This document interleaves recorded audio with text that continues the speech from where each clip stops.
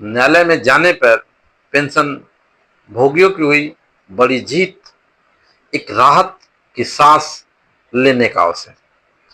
इस मुद्दे को यहीं तक ही नहीं, एक लंबी यात्रा के तहत देश में सभी केंद्रीय कर्मचारी, राज्य कर्मचारी और भारत के वीर सैनिकों की समस्याओं की पीड़ा से मुक्ति दिलाने का मुद्दा है। साथियों नमस्कार, मेरा नाम है राजीव कुमार और आप देख रहे हैं राजीव कुमार ऑफिशियल।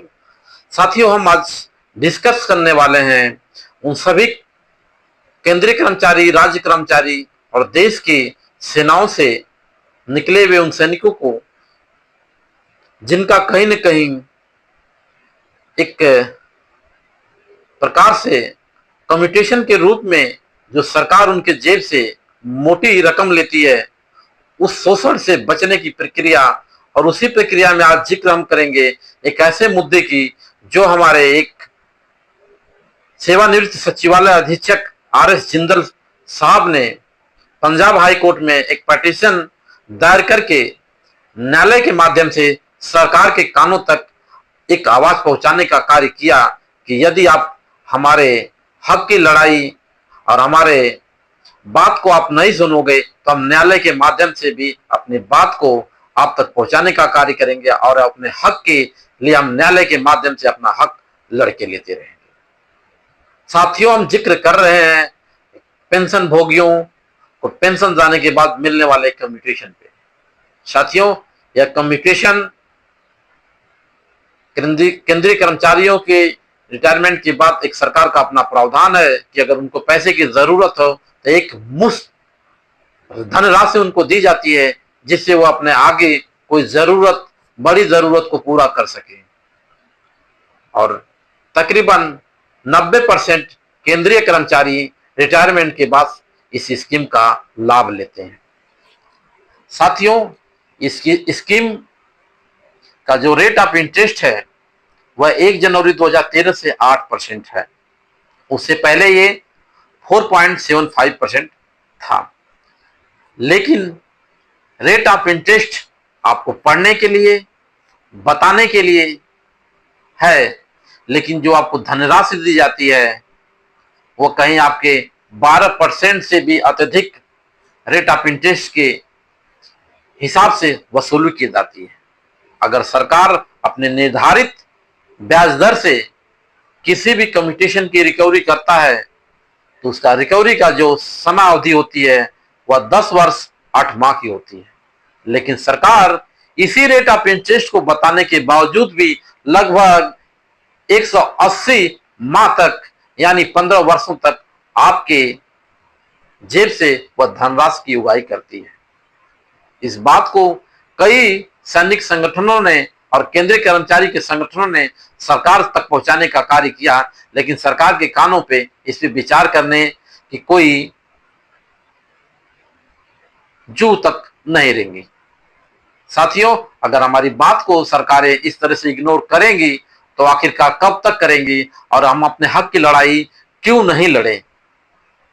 साथियों, हम उसी बात को आज आपके बीच लाना चाहते हैं कि नवंबर 108 में एक CWD 2490/2024 को राम स्वरूप जिंदल बनाम पंजाब राज्य एवं अन्य उपस्थित याचिकाकर्ता ने पंजाब हाई कोर्ट में एक याचिका लगा के इस बात का जिक्र किया कि हमें जो धनराशि कम्यूटेशन के रूप में दी जाती है उसका रेट ऑफ इंटरेस्ट 8% है और उसके हिसाब से हमारे रिकवरी का जो पीरियड है वह 10 वर्ष 8 माह का होता है।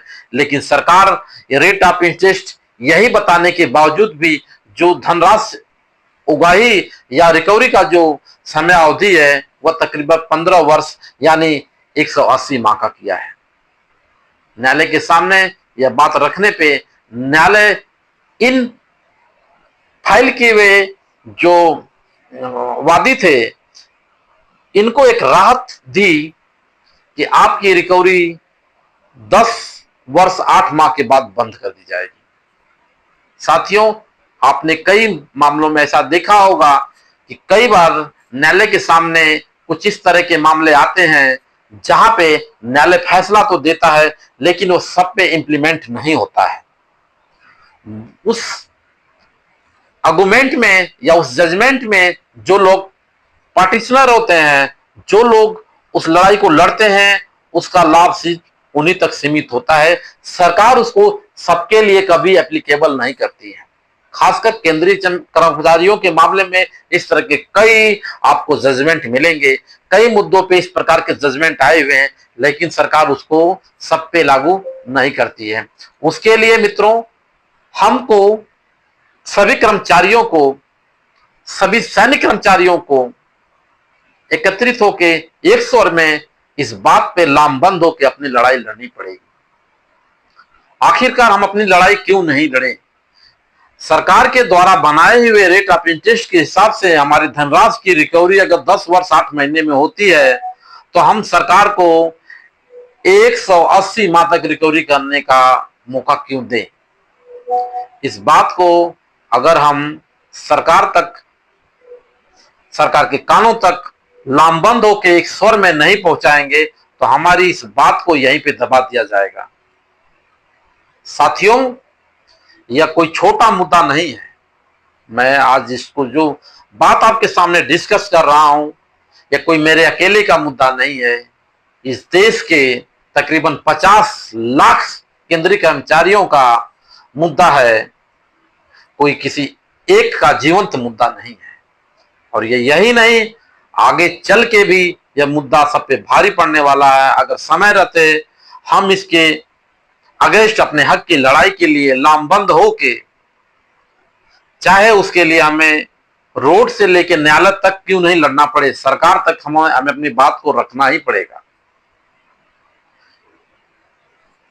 यदि हमारे लिए गए धनराशि की जो रिकवरी का पीरियड 10 वर्ष 8 महीना है, तो हम इस बात को सरकार तक पहुंचाएं और एकजुट होकर पहुंचाएंगे, तभी सरकार के कान पे जू रेंगेगा।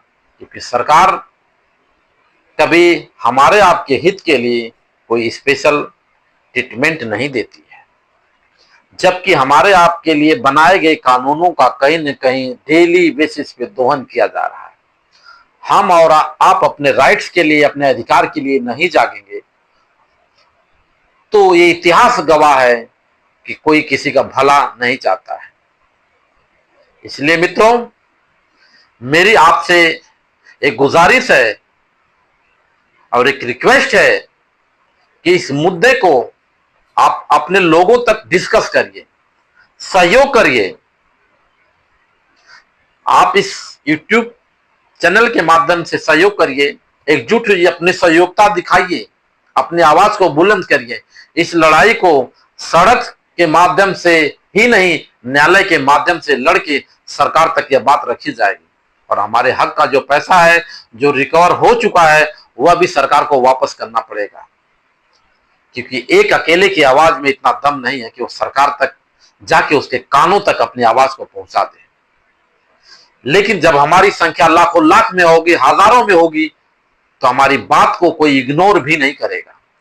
साथियों, यह समय वही है जब हमको आपको अपने हक की लड़ाई के लिए, क्योंकि हमने आप कोई फ्री में खैरात नहीं मांग रहे हैं। साथियों, यह समझने की बात है कि आप और हम वास्तव में इस देश की सेवा किए हैं। देश के सरहद के उस सीमाओं तक जाके आए हैं जहां तक सिर्फ हवा जाती है और एक सैनिक जाता है। आम आदमी वहां तक न जा सकता, न जाने की कोशिश करेगा, क्योंकि वहां जाने पे दो ही चीज होती है। एक सैनिक होता है, उसके सामने मौत होती है, और एक सैनिक अपने सेवा काल के दौरान उस मौत से डेली लड़ता है, डेली लड़ता है। अगर वह सुरक्षित अपने परिवार पे, अपने दरवाजे पे सैन्य सेना से रिटायरमेंट के आ जाता है, तो वह उस ईश्वर की कृपा होती है, क्योंकि सैनिक जाता ही है मौत से लड़ने के लिए। सो साथियों, जब हम मौत से लड़के आए हैं, हम सेना के माध्यम से देश की उस सीमा को छू के आए हैं जहां पे मौत तो आमने सामने टकराती है, तो क्यों नहीं हम अपने हक की लड़ाई के लिए इस देश के शासकों से अपनी बात पहुंचाने में पीछे क्यों रहेंगे। मित्रों, आप लोगों की भरपूर सहयोग की जरूरत है। अगर मेरा यूट्यूब चैनल आप देख रहे हैं, आपको मेरी बात ठीक लग रही है, तो मेरी बात को आप लोग शेयर करिए, सब्सक्राइब करिए, क्योंकि आपके सब्सक्राइब करने से, आपके शेयर करने से मेरा हौसला बनता है और मैं आपके और समाज के उन तमाम ऐसे साथियों के लिए काम की चीजें इस प्लेटफॉर्म के माध्यम से लाऊंगा। और बातें ही नहीं लाऊंगा, जरूरत पड़ेगी, सहयोग मिलेगा तो इस हक की लड़ाई के लिए हम कानून के दरवाजे तक, न्यायालय के दरवाजे तक इस बात को जाके दरवाजे को खटखटाएंगे। क्योंकि जब तक हम खटखटाएंगे नहीं, तब हमारी कोई सुनने वाला नहीं है। तो साथियों, इस आवाज को उठाने में आप लोग मेरा साथ दीजिए, जिससे आप लोगों के सहयोग से इस बात को हम आगे तक पहुंचाने का कार्य करें। इसी के साथ मित्रों, ये वीडियो लंबी हो जाएगी और हम अपनी बात को यहीं विराम देते हैं। जय हिंद, जय भारत।